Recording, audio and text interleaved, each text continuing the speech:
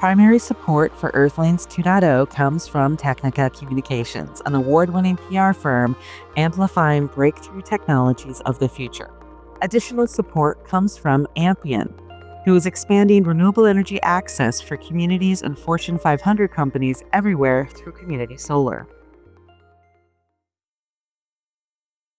This episode is dedicated to Julian Adler, a beloved husband, son, friend, and mentor. Julian was a vibrant soul whose intellect, generosity, and humor left a lasting impression on everyone he met. His legacy lives on in the lives and work of those he knew and inspired. The moment you die, all the gateways in your body open up, literally open, and the microbes flood your body. You're hardwired. I'm hardwired to do it. They immediately begin to transform us, and that's why the earth is not littered with bodies. We are built to go back. We take that process and simply make it go faster. Greetings, Earthlings, and welcome back to Earthlings 2.0, the show where we imagine how we can be better versions of ourselves and build a collective future that we actually want to live in. Today, we're talking about something every Earthling shares in common, the simple truth in life that at some point in this reality, everyone's journey comes to an end. Today's show is about how we care for our loved ones and ourselves after that moment. We want to explore what those choices mean for the living world. These are often questions that many of us tend to set aside until it really impacts us directly. So today in the United States alone, millions of people, as we know, are laid to rest each year through burial or cremation. Both traditions carry deep meaning for families. But some in the industry have started to say that the practices have become so industrialized that they can actually impact the health of funeral employees as well as sustainability of our shared resources. You see, one study from the Berkeley Planning Journal finds that every year in the US, the estimated total chemicals and materials buried along with those in a conventional burial include approximately 30 million board feet of hardwoods, 2,700 tons of copper and bronze, 104,000 tons of steel, and 1.6 million tons of reinforced concrete, among other materials. That's, of course, the combined total of these burials and cremations. For cremation, the Cremation Association of North America uses this analogy. One cremation is equal to powering a 2,000 square foot home for 7 days, or equal to 20 gallons of gas used driving, say, an SUV. But in recent years, more people have begun to wonder if there might be a more gentle way to do this that honors both the person and the planet. One company we have on the show today approaches it not as an end, but as a way to give back to the soil, to life itself. But before we dive into what human composting means for our future, I'm your guest host, Luis De Leon. I'm a senior public relations account executive at the award-winning PR firm Technica Communications, which is under the leadership of your main show host, Lisa Ann Pinkerton. Prior to my current role, I was a broadcast journalist contributing to award-winning projects in cities around the country, including Milwaukee, Austin, and Denver. So hey, thank you so much for spending time with us today. It's always a pleasure to have you along for the ride, and we are curious, how did you find your way here to Earthlings 2.0? Maybe a friend sent you our way, or perhaps you took a lucky scroll through your podcast app. However you landed here, we'd love to hear your story. So pop into the show notes to grab the link to our listener survey and join our Substack newsletter so you'll get monthly updates about our episodes. And if you're really digging the conversations, consider sending this episode to another Earthling in your orbit. Sharing is caring, and it helps us grow this community together. And thank you to Resource Labs for having us on the network. So in much of the Western world, death has become something managed quietly, often behind closed doors, and so quickly. Sometimes it's even hard for those of us left behind to adjust. Many people may not know what happens to our bodies after we're gone, and some may feel even disconnected from rituals that could bring comfort or meaning. Yet, as people look for ways to align their final choices with their values of sustainability, connection, and care, a new movement surrounding human composting is taking shape. One that reimagines death care as something deeply personal, participatory, and even regenerative. That's where today's guest comes in. Return Home is the world's first large-scale human composting facility in the Pacific Northwest. Since their opening in 2021, they've helped families across the country choose what they call teramation, the transformation of a human body into living soil. To help us understand why Return Home believes death care can and must change, Lisa Ann spoke with Micah Truman, founder and CEO of Return Home. Micah has been at the forefront of this movement, advocating for legislation to legalize natural organic reduction and guiding families through this unique process. Under his leadership, Return Home has received the National Funeral Directors Association's Best of the Best award twice for their pioneering service and care. Lisa Ann kicked off her conversation with Micah by asking him what he was thinking when he pivoted from a successful finance career into terramation.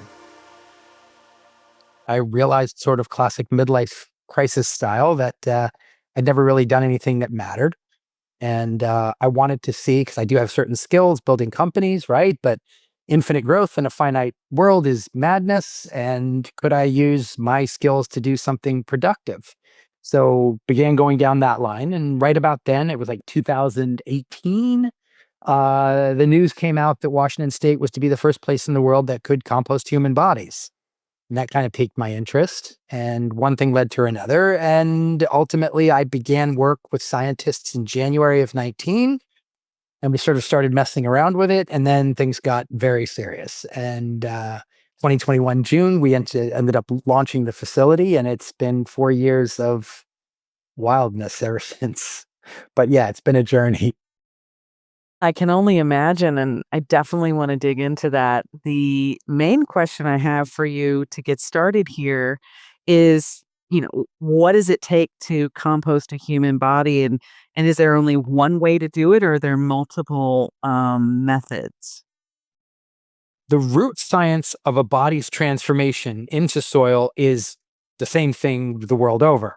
We have microbes in our body. They transform the food we eat into the energy we use. On the flip of a dime, it's kind of magic. The gateways of our body open up. We flood with all the microbes in our gut, and we transform. And all of the processes that are used employ that base science. Now, how that science is done does have variation. So for us, we like to do what we call unforced air. That is, we're not moving air forced through it, and we are not adding heat. There are those who choose to do that. We think that there's a consequence to that might be ill-advised. But for us, we simply ensure that the body itself, the microbes in our body, work at maximum speed to transform us. And it takes about 9 weeks. But again, there are other facilities, and they employ slightly different methodologies for the same aim: take the microbes in our body, transform us into soil. So that's kind of the root of it. So you mentioned forced air. What is the science around doing that? There's 2 things, actually. I should be more specific. There's the movement of the pushing of a lot of air through.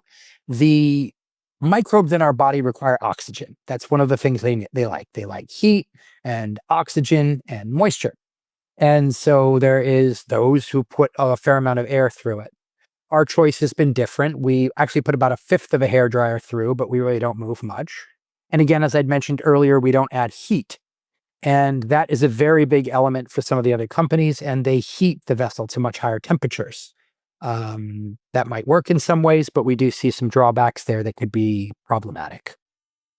Well, and it seems to me like you're adding like an energy footprint to this activity, and part of the reason why some people don't want to be cremated is because of the incredible amount of energy that's required for that.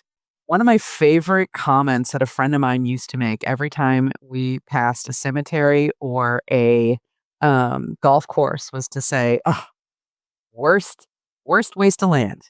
Worst. So I think people are like, okay, cemetery, waste of land, maybe sort of outdated modality of being remembered. So cremation is my only other option, right? Because they don't do Viking funerals anymore. So, but I thought that's why I wanted to talk to you, because there are these new methods of being responsible with sort of how your meat sack for this reality gets managed when you decide to leave it. So tell us about some of the challenges that people might not be aware of related to cremation. Okay, well, cremation, right? It takes about 30 gallons of fuel to cremate somebody. It's enough to drive from a very long way, right? From LA to San Fran and back or so. It blows about 550 pounds of CO2 into the air. It leaves us with a fairly alkaline material. You know, people want to take their cremated remains and plant a tree. You might as well use play sand to do that. And we always talk about those things, but what we don't talk about, because I didn't, is another human being has to do it. And I don't know about you, but I don't know if you want a night cremationist job. That's a very hard job. That's a very big thing to ask of another living human being. And it's the one we always neglect. We always talk about carbon footprint. Let's talk about incinerating someone. Let's talk about incinerating 8 people a night. Let's talk about being in a room that's 100 degrees that burns off your eyelashes. And on top of that, it's rough. So I think there's a lot to say that maybe cremation is a modality, a disposition that while it has its place, we might want to be looking for some more benign alternatives. So your specific form of human composting is called terramation. So please tell us more about how you're going about this approach. The moment you die, all the gateways in your body open up, literally open, and the microbes flood your body. You're hardwired. I'm hardwired to do it. They immediately begin to transform us, and that's why the earth is not littered with bodies. We are built to go back. We take that process and simply make it go faster. So we place a body in a vessel. The vessel is about 8 feet long, 3.5 feet wide, 3.5 feet tall.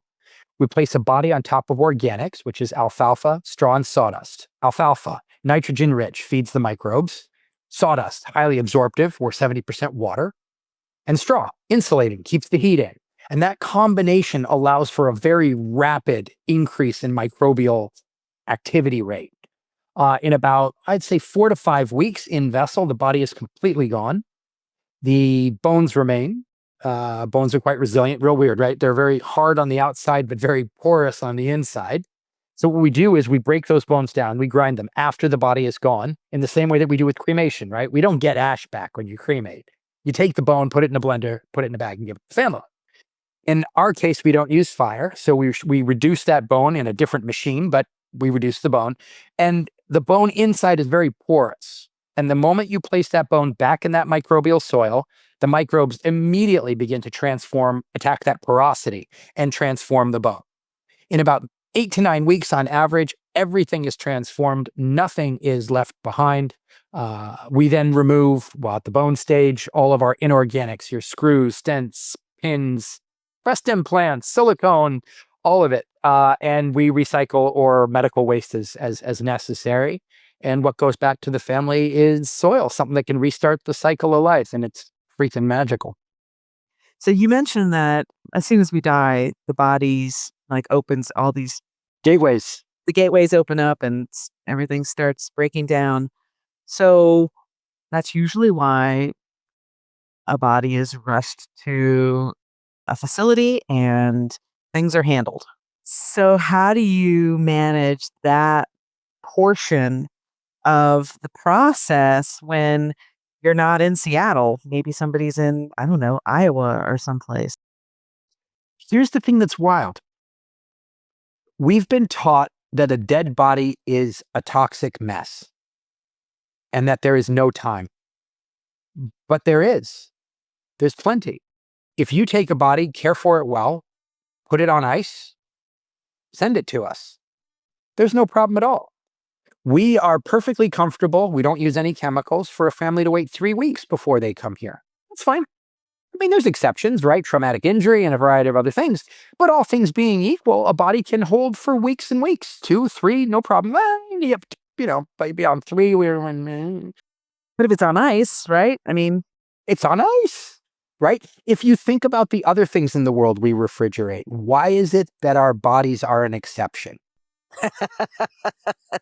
What makes that so special? it probably goes right back to the whole industrial revolution. We got to handle this quickly. And it's kindest to the family if like all this happens within a week and they can get back to their lives. And I say this as a finance guy, follow the money.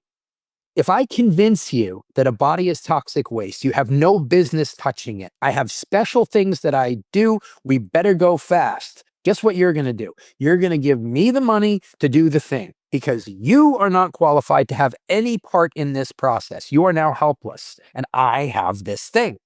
Well, that's a good business model. And we're so inculcated in it that's what we believe. And it's not the case. Well, it's like almost tradition in a way, which is weird that it's become that way. This all began in the Civil War. It's when our young men were going away and getting embalmed and brought back. So we've got 5, 6 generations where this has happened, so much so that we have nobody that can tell us differently. But it's not correct. It's not right. But we've been convinced of that for so long that even our funeral directors believe it. Funeral directors will sometimes say, wait, you can't ship a body across state lines without embalming. And you're like, you can. You're like, well, first of all, it's illegal. No, it's not. And second of all, it's impossible. No, it's not. Right? Like, your Uncle Louie dies on the 9th hole in Florida. He's got to get to Seattle. It's the oldest game in the book. So no, I think we have a lot to kind of change in our industry, starting with the people in it. This is so fascinating. How much soil do you typically return back to a family? We take about 250 pounds of soil back to the family. The reason we have so much is we use so much organic material around the body, about 3 to 1 to each pound, to 2 or 3 pounds of organics to 1 pound of body weight.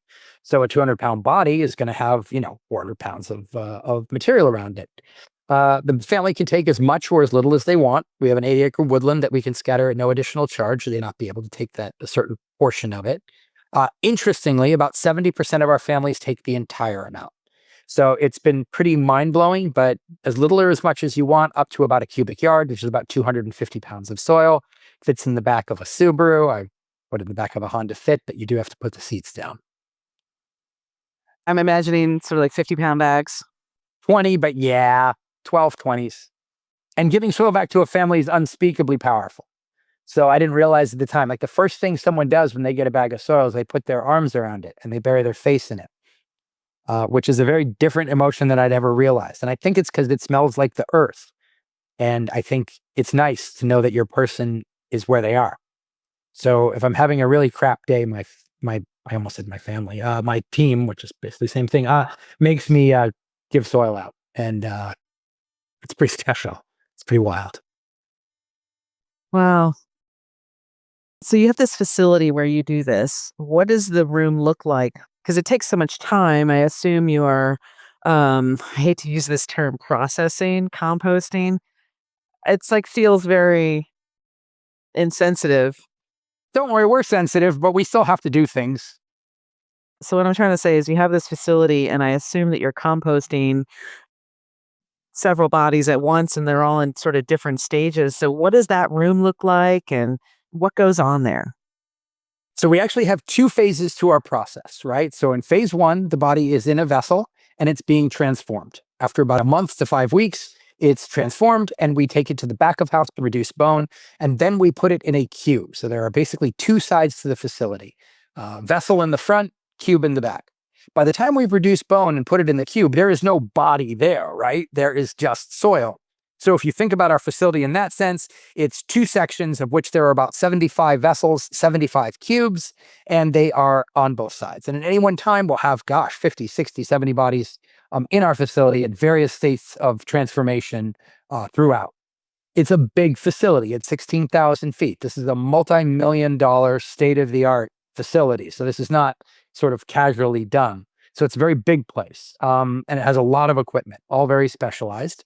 At the same time, we also have celebration spaces. We have prep rooms to care for people. We have meeting rooms to sit with families. We have offices for our staff. So it's a big, big place. Are people able to visit their loved ones as they're being composted? Yes, and let me answer a little longer. So what in the very beginning, right, when we first started, my concept was, look, we have big hearts, we deeply care, but no one's coming here. Who goes to a crematorium, right? Like, nah. And people started piling in and we looked like crap, right? We looked like Costco. I just didn't foresee the flow of humanity that would come through here. And they wanted to come, they wanted to sit next to their person's vessel. They wanted to say goodbye. And so there was this father and he was sitting next to me. He was working in our facility and, he didn't look like a guy that would like very much what we did, but he came over and he's like, so, you're going to start this. What are you going to do? You're going to be turning people into soil, dirt. And I was like, yeah. And he's like, my daughter died last week of an overdose, and she was 20, and I'm her dad. So I didn't want her to go alone. So I took her to the crematorium, and I ate that place. I hated that place. I didn't want her there. I didn't think she should be there. If I'd have had this choice and I'd have brought her here and I see all these vessels, could I have sat next to her? And I was like, yeah, I guess you could sit next to her. And he's like, so you're putting organics in there. Could I fill it with flowers? And we're like, yeah, you could do flowers. He's like, what about a love letter? Could I put that on there? And it's like, yeah, you could do that. He's like, okay, well, next time, maybe that's something you should think about. And I was like, I will. I will. And so that's ultimately what happened. The families drove this. They fill the vessel with flowers, jelly beans. Someone stuck in a lobster a little while ago. They decorate the outside of military flags and rainbow flags and Jewish prayer shawls and dolls and blankets and T-shirts and pictures. And so suddenly it's become almost a temporary mausoleum. And again, that was not something I conceived of at all. This was driven by our families. So yes, they are able to do an incredibly connected laying in.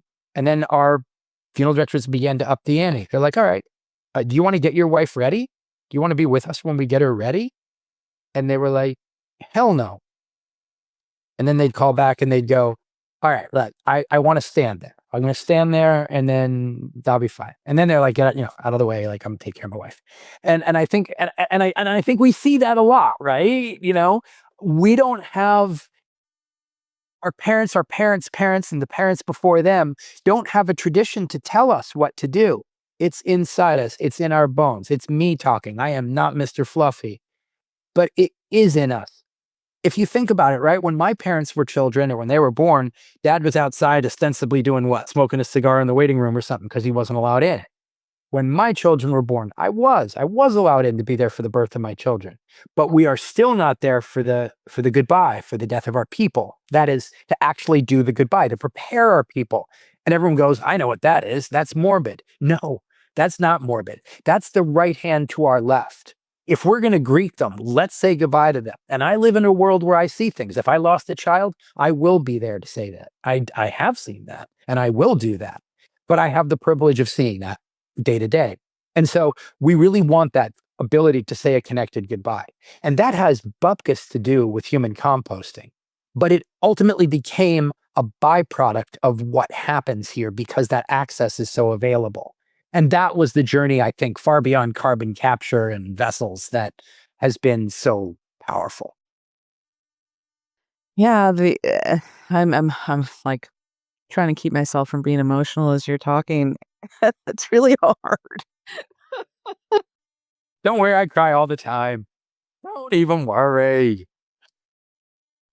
Well, like as you're talking, it's like, okay, so part of this is some industrial revolution um aspects because prior to that, you probably did manage the care of your loved one. Of course you did. Everyone does. Of course. We put them on a kitchen table. Every culture the world over does. And then we wonder why we're so devastated. Of course we're devastated because we lost our person. But we also had them taken out in a plastic bag, brought back to us in 72 hours in an urn. And our head cannot keep up with that. We cannot process that. And it hurts us. And we don't know why. We think it's because our person's died, and they have, and it hurts. To say goodbye allows us to begin the process of our grieving. And if not, it's dislocating, man. I remember the first pet that I lost. He died at home, and I just picked him up and held him, and I never thought that I would want to hold a dead animal, even though it's like my cat, right? But I held it for like and cried for like 4 hours. And at some point I was like, "You're just sitting here holding this dead animal. You probably should do something more." But it felt natural. It felt like the thing to do, to be present in that moment. I was talking to an Irishman and he goes, I know you think we're all dumb, right? We get in a line, 200 of us, and we say, I'm so sorry for your loss again and again and again and again and again. Why do we do that? We do that so that we can help that person go on their journey. We're going to tell that widow it 300 times. We might give her a scotcher for it, but we are going to help her begin this journey. That is our way. We need structure. We need that to get inside of us. We have to begin. And the things we have, what we use right now is so difficult and dislocating. We've turned it into a very high speed, low cost process. And we bear the brunt of that every day. I never thought that was going to be the heart of the business I was doing. I was thinking carbon capture. We capture a shit ton of carbon. But so what? That's not the point. I mean, great. Yes, we did everything we said we would. We are the brightest thing that happens to someone on the darkest day of their life. And I will take that over a shitload of carbon. But I get both. And I'm happy. It's a perfect illustration of what folks are saying writ large about the sustainability and energy transition is that the carbon, the reduced emissions, that's like the icing on the cake. You're getting better, cheaper, faster technology, more advanced, yada yada yada, and the carbon reduction is the icing on the cake. But that's not actually the thing that leaves the biggest imprint on people when they're interacting with technologies and solutions in this industry. And what you just said is indicative of that. In the very beginning, in the very early days, a woman comes in, she's lost her kid. She's on fire. She's thinking through what she's going to do. She's considering, and I will add one small thing, when all hell breaks loose, big brushstrokes, usually a woman in front handling this. She's trying to figure out how she's going to do what she needs to do, all the family that needs to come in, all the craziness that's happening, her seismic grief. And right after shampooing her gerbil that doesn't exist, she's thinking about carbon capture. Right? She's got things. She has things on her hands, and they are substantial. And I'm grateful that we can do these things. But we are talking about people losing their people. And ironically, I didn't understand that. I know it sounds stupid. People are like, this guy didn't know he was taking care of people who died. I did. But I didn't understand the genuine ramifications of that. The pain that somebody is in, the service that we can offer that can help as much as we can. And that came after we get into microbes transforming us. And that's bananas. Yeah, the second and third order effects of just changing how you do a thing and how that can dramatically heal person that's involved in that activity. Because I remember you said when we were talking about this earlier to prep for this interview, you said that you can feel the heat that's coming off the vessel and people will sit back and just sort of sit with that. Put their back to the vessel and feel it. And we learned so many things. You know, the other thing we learned because we were brand new, right? If you have a funeral home, we already know how to do that. So don't ask questions. We were just starting. We knew the root science. We didn't know anything besides that in terms of family service. So when a family comes in and goes, I need to do this, we'd be like, okay, all right, we're going to try. All right, we've got a service. It's going on. But there's another man. He just lost his son. He's walking in. His vessel's right next to you. I know this is a little awkward. He needs to go there. Can he stand there, please? Because he needs to go there now. And they'll be like, yeah, you know? And so we will violate these precepts of, separate the families. Who cares about that? Like, get the guy in there. And when we ask a family to do that, they're like, yeah, of course he can come in. I just lost my mom. He's lost his son. Bring him in, There's so much generosity and so much of the tradition we have runs counter to it. So because we had that blank slate, we were able to do things, I think, that were really beautiful, driven by the people. It's not like we come up with it. The guy's like, I'm coming in now. We're like, right now? He's like, right now. I'm like, okay, all right, you're coming in right now. the fluff has been removed. This man is pure business, and there's great beauty in that. All we have to do is accommodate. It gets chippy. I mean, it's hard to sometimes, but people know in their bones what they want. So go get it done. And that's been so beautiful.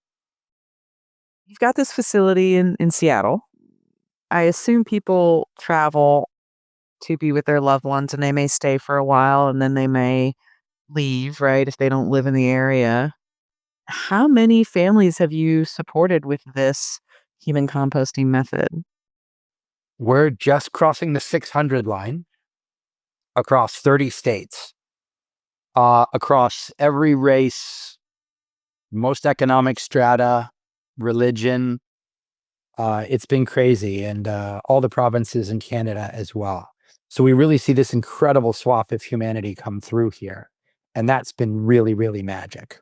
Yeah, it's been an incredible. We had an idea, right? That, the Birkenstock wearing citified person is the guy that might be our target person. My mom, she's very nice. But we really find it's wider than that. We get as many ruby red farmers from across the state as we do Subaru driving Birkenstock wearers.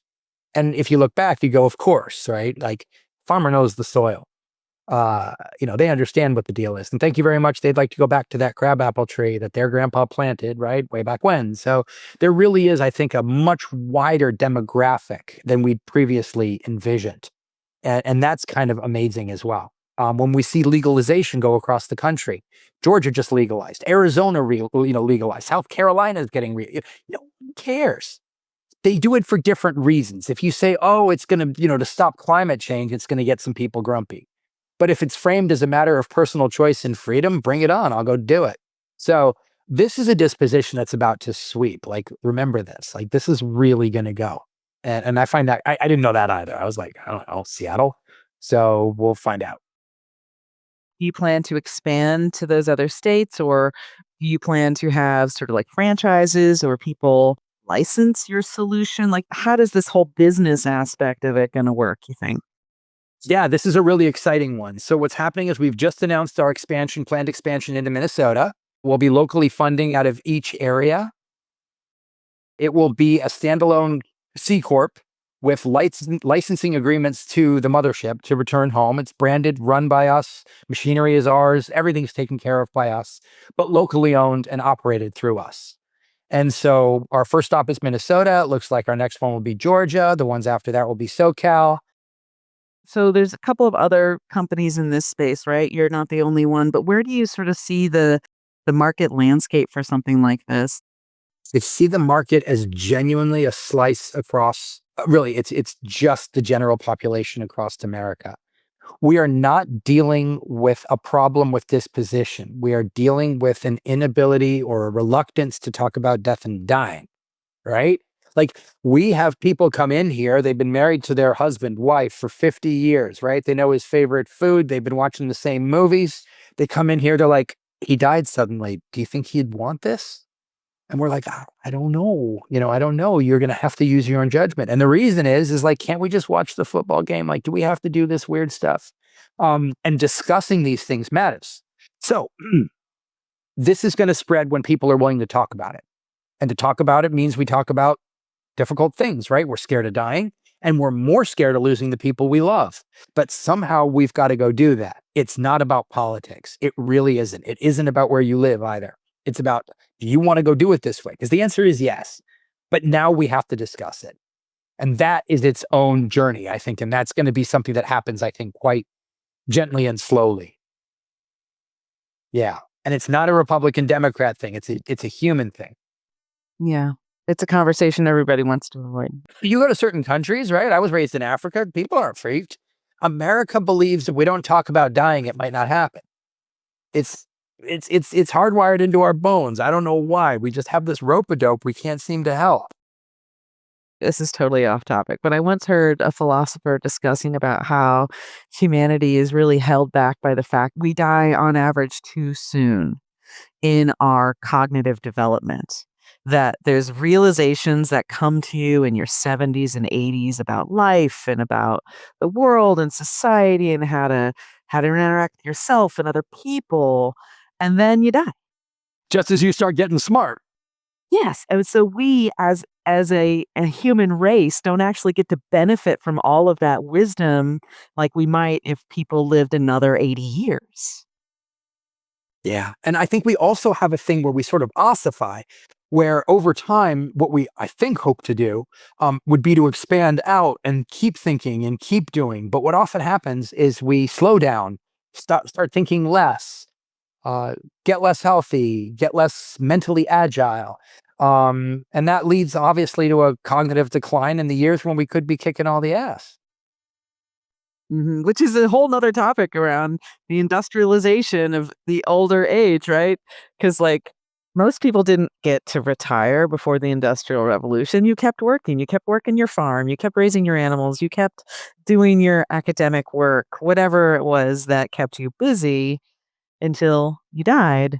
And and so much of that decline is because people retired. Now they don't have anything to do. And, again, because we didn't spend the time here thinking about what a life means, right? Instead of saying, look, I was, focused on the following things in my youth. I became a slightly different, I had a different focus in my middle age. And now I'm at this place in my older years. All of them are fantastic. Let's kind of focus on them. I'm losing it. I'm going to disappear. I have to hold on. As opposed to I'm in this phase, like it's good, right? Like let's hope the grandkids come over. Like let's read, let's discuss. So we end up thinking that this is the end, and I think this is also where terramation's really interesting. One of the great fears I think we have is that we're going to disappear into nothingness. And again, it's really important. I am not that guy. Like I'm not the woo-woo guy. But I've spent a lot of time in a terramation facility. If you come in and you see yourself as part of a greater whole, it's very comforting. We are made of stardust. I shit you not. We are made of stardust. And we will go back to the stars. I am not kidding. This isn't right. But if we see that we are part of this incredibly magical cycle, that we were there before, we'll be going there after, then it's not so scary. We're on to something where we're part of something bigger as opposed to disappearing. And you do something really special for families that have lost children. Is that correct? So we care for kids under 18 at no charge. It's been a very, very powerful thing. It's been very powerful over this last while.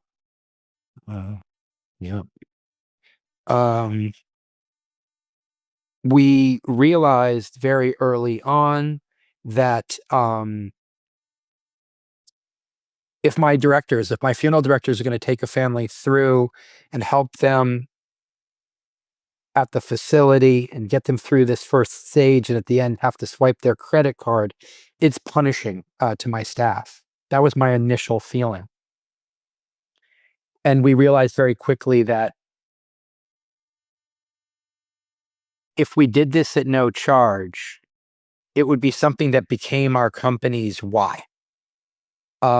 But it has been very powerful. In December, this last year, we took 8. This last week, there were a couple really powerful ones. So for me, this is a big one. And but what it also does, if you want to talk about the business side, let's do both, is we have families that will get in front of a bus for us. They'll do anything for us because we'll do anything for them. So for me, this is a beautiful thing to do the right thing and the good thing. But it's also really informed our family service and how we care for people. Because when we lose a child, the pitch of grief is so high that we learn so much and are able to be of such service. But it's the biggest decision we ever made, and it's been really wild. Yeah, and beautiful. Tell me more about the woodland. How big is it? What's it look like? Do people visit it? Like, can you visit it? I'm not sure. Like, what goes on over there? So we bought an 8-acre woodland, a big piece of land. It's beautiful. We scatter soil the families can't take at the woodland. It is a gorgeous piece of land. I wish the families could go there. They cannot. The reason is we are not licensed, insured to have that there, and some kids break a beer bottle and a child cuts themselves, and we are wrecked. So unfortunately, that can't happen. It's next to a beautiful creek. People can sit down at a bench near the creek and look up, and that's no problem. But if they want direct access to their person in that sense, they do need to take the soil themselves. I envision a world in which we could have paths and staff and all these sorts of things. But that is a completely different business. And boy, one day I'd love to do it. But as yet, can't be done.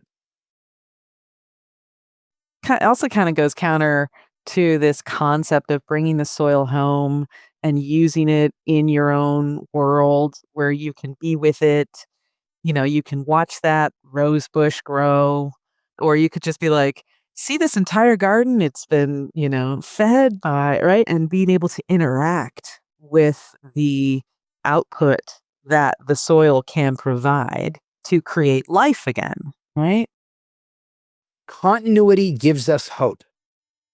And there was this pediatric oncologist. I thought he said an incredible thing. He goes, okay, a parent's child begins to get sick. They hope the child gets better. The child is very, very sick. They hope they don't hurt. The child is dying. They hope they die with no pain. But after that, they want their life to mean something. And it's that meaning that will give them healing and comfort. And what is that meaning for us? It means start life again. Go plant a tree. Go plant flowers. Go make life start again. Make it mean something. Don't make it where the end of them was the end of them, because there is a larger story at play. And that is comfort. And I think that people are starting to cotton on to that. And that's been, I think, pretty beautiful. From a philosophical standpoint, it kind of indicates to me how there's a greater connection to ourselves when we can have greater connection to nature and the natural process of things of life, right? And and and so this is why I've been so fascinated about the concept of human composting since it people started talking about it like maybe 10 years ago. Or at least that's when I started learning about it, but it was very nascent and very limited. I can see how from a business perspective, it would never occur to you. It's like, you didn't put this kind of stuff in your business plan. Like, this is stuff that just naturally is a natural byproduct of bringing people back into connection with nature. And we have a blank slate with which to do it. So where we have all this prescribed ritual in a church or in a traditional funeral home, there's no way to do that. But because we're a 16,000-foot facility, brand new, not knowing what's going on, all right, let's go. Family wants that, let's try, right? And actually, I would like to segue into something I think that's kind of cool, because I am a business person at the end of the day. One of the most incredible things for me has been, if we're in the business of giving love and comfort, which is what we do, right? We are transforming people into soil, but being of comfort to people. How do you standardize and scale love, right? Can you believe I'm saying this? Can you believe it? I love it. I know, me. So when a person comes in and they go, all right, my 16-year-old has taken her life. I want to put her in the vessel with my hands, right? I want to do that. And I'm standing there, right? And my answer is, hell no. Hell no, you're not going to put that child in the vessel with your hands. You could get hurt. My staff could get hurt. We can drop this kid. Hell no. What rhymes with hell no? So my staff sends me upstairs and goes, you go play with your toys, make a spreadsheet. And we, over time, developed a system, and it goes like this. Does it show love? Is it safe and legal? Does it work? My staff is phenomenal. They're good. Anyone on my team, if a request comes in, if they can answer yes to the best of their ability, and that has never been done before. If we have a track record, it's a separate issue. We know what we're doing, hopefully. If not, and your answer is yes, we go. You want to put that child in with your hands?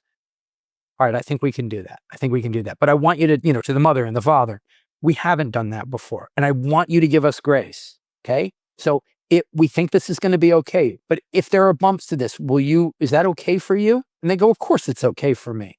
And it is. And bumps don't really happen that much. It's our fears that do. And so that's led to a lot of learning about how we care for a family, what we do for them, very specifically, right? Another one goes, all right, you're going to take the organics, right? You put a base layer of organics, put the body on top, and you put another layer of organics. This person goes, I want to cover my person with my hands. We're like, you don't do that. See, we do that. We take them to the back of the house, which isn't very pretty. And then we put the organics on top, right? And they go, no, see, I'm gonna. And I go, oh, no, you're not, right? Same game, right? Micah, go upstairs, go play with the spreadsheet.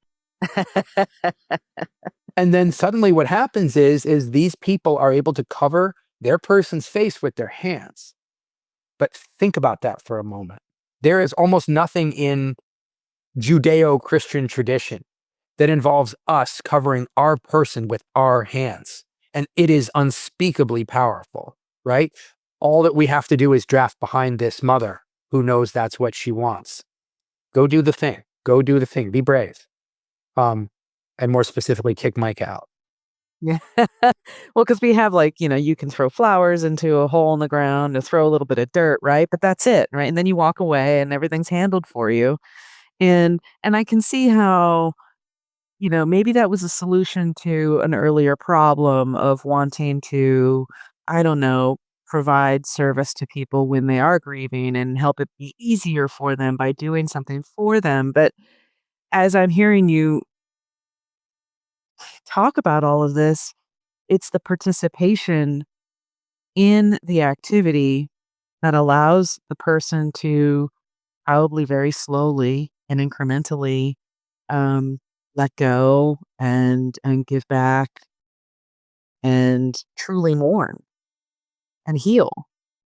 If you have covered your person's face with your hands, they've died. And you're going to grok that on some level. It's going to start to go. It's going to let you start. Everyone's going to have their pace, but we have to do it. And that's why the world over, we've always taken care of our people. And not only have we always taken care of our people, our most important people take care of our people who die.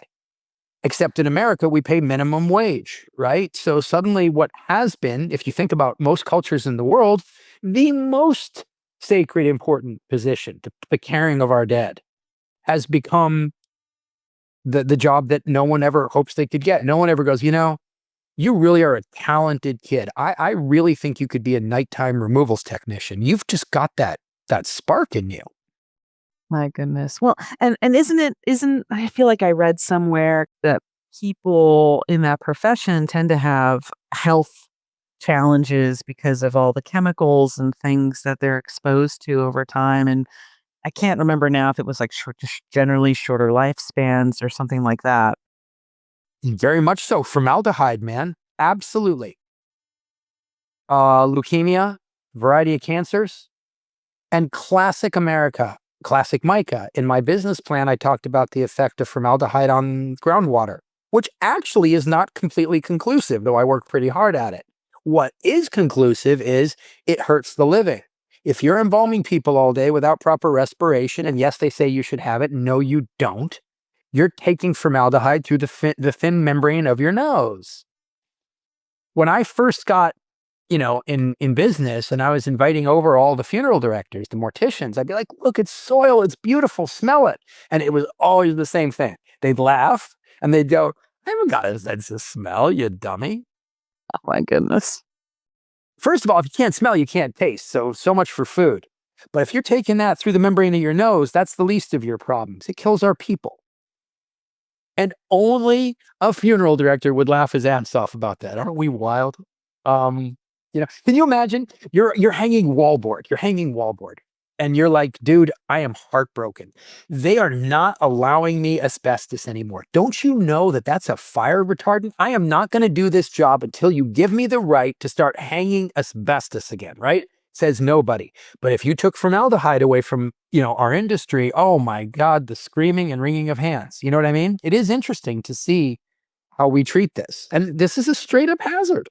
It's formaldehyde, man.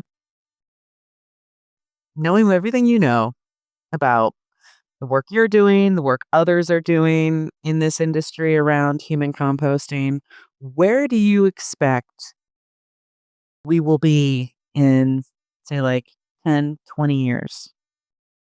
It's going to be, I think, increasingly accepted. And once it is, that barrier will simply drop and people will choose it. I think it's also going to be increasingly connected that saying goodbye to our people is just something we expect. In the same way that we wanted to see our kids being born, we want to be next to our people when we die. We will start to question our funeral homes more. We're going to start to see, I think, a real move towards a much more connected goodbye. And so, unlike a lot of the doom and gloom that's in the world, and I admit that it's there, this industry is actually, I think, about to enter its brightest, most beautiful era now, after a long hibernation. And I'm pretty damn pumped about it. I'm not blowing smoke. Like, I really mean it. I think beautiful things are going to happen with that. And people are going to know what they want, why they want it, how to ask for it, and won't tolerate, I think, the crap that has gone on for so many years. It's going to end. Earthlings. After that conversation between Lisa Ann and Micah, I've been reflecting on how much our modern death practices reflect the industrial mindset of the past century. Hidden, resource-intensive, often out of sight. We sometimes see a system, even, of course, with the best of intentions, sometimes keeping families at arm's length and treats death like a process to be managed rather than an experience to be shared. Across the U.S., human composting is now legal in 14 states. This path started with Washington State in 2019 and was quickly followed by states like Colorado, Oregon, Vermont, California, New York, the list goes on. By 2024, Arizona, Maryland, Delaware, Minnesota, Maine joined the group. If we look outside the US, we actually see some nations giving it a shot too. For example, there's a state-level pilot in Germany that's underway, and the UK is also consulting on approval. So the next time you find yourself turning away from the topic of death, maybe when a headline or a loved one's wishes make you uneasy, try leaning in instead. You might find that what feels like an ending is really a return, a reminder that every life, every body, and every earthling nourishes the next. That's quite the promise of teramation, and of our shared life on this beautiful blue-green space flower that we call home. Primary financial and production support for Earthlings 2.0 comes from Technica Communications, an award-winning PR firm amplifying breakthrough technologies of the future. Additional supporters include Greenlane, who is working to build a nationwide network of commercial EV charging infrastructure, Tygo Energy, a solar energy and software solutions provider focusing on commercial, industrial, and residential solar installations, Ampion, who is expanding renewable energy access for communities and Fortune 500 companies everywhere through community solar. 24/7 Solar, a next-generation concentrated solar power solution that's modular and can capture the sun's energy at a higher temperature than conventional CSP and store it in simple ceramic pellets. And the U.S. Biochar Initiative, who is increasing production and use of biochar in North America by developing markets, increasing awareness, and building community. And of course, our heartfelt gratitude goes out to you, our listeners, for your curiosity and dedication and showing up with us every week. Thank you so much. We do this for you. If you have a topic you'd like us to cover, or if you want to participate in our Pay It Forward guest model, please contact me at lisaann@earthlingspodcast.com. And you can search our entire archive on any podcast app as well as YouTube. And you can also go to earthlingspodcast.com and search our website there. Until next time, keep exploring and caring for this beautiful blue-green space flower that we call home.